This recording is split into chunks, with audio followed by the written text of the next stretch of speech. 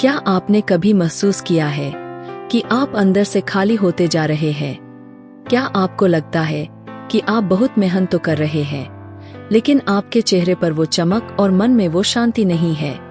क्यों आज का युवा अपनी ऊर्जा को उन रास्तों पर बहा रहा है जहां से वापसी का कोई रास्ता नहीं मिलता?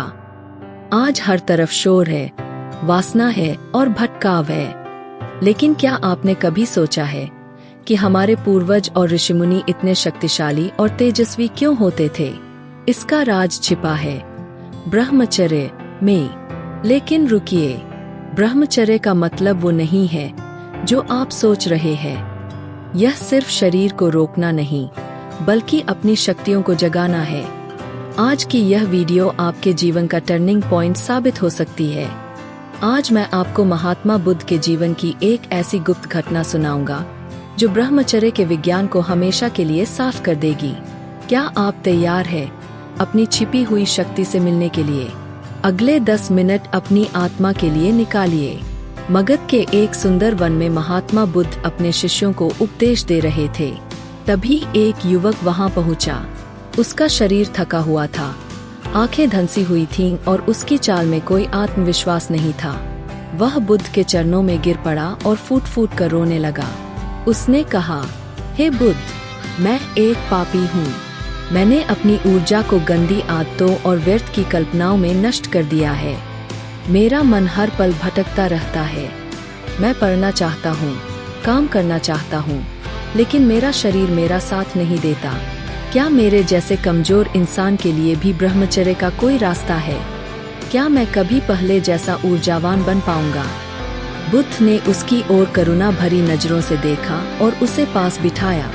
उन्होंने कहा, पुत्र, दोष तुम्हारा नहीं है, दोष उस अज्ञानता का है जिसने तुम्हें ये नहीं सिखाया कि तुम्हारी ऊर्जा कितनी कीमती है।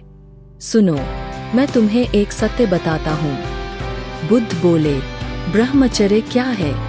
जैसे सूरज की किरणें अगर बिखरी रहें तो वो कुछ नहीं जला सकती, लेकिन अगर उन्हें एक लेंस मैग्नीफाइंग ग्लास के जरिए एक बिंदु पर केंद्रित कर दिया जाए तो वो कागज को भी जला सकती है। ठीक वैसे ही एक साधारण मनुष्य अपनी ऊर्जा को आंखों से देखने में, कानों से सुनने में और मन की फालतू सोच में बिखेर देता है।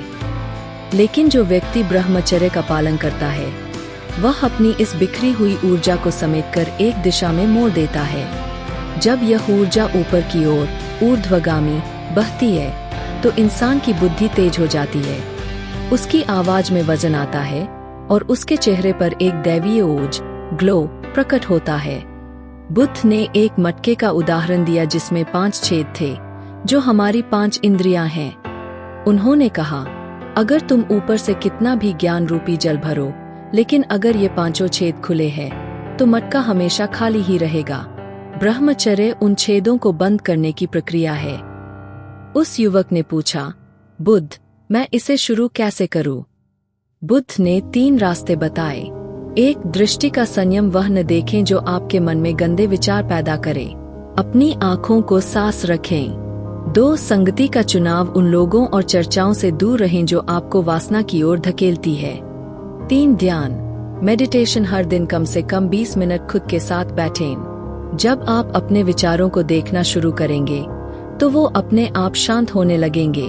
बुद्ध ने कहा कि जो अपनी जवानी को संभाल लेता है वह बुढ़ापे में भी शेर की तरह जीता है। ब्रह्मचर्य कोई बोझ नहीं, बल्कि एक योद्धा की तैयारी है। युवक को अपनी शक्ति का एहसास हो गया। उसने उसी क्षण संकल्प लिया कि वह अपनी ऊर्जा को व्यर्थ नहीं बहने देगा।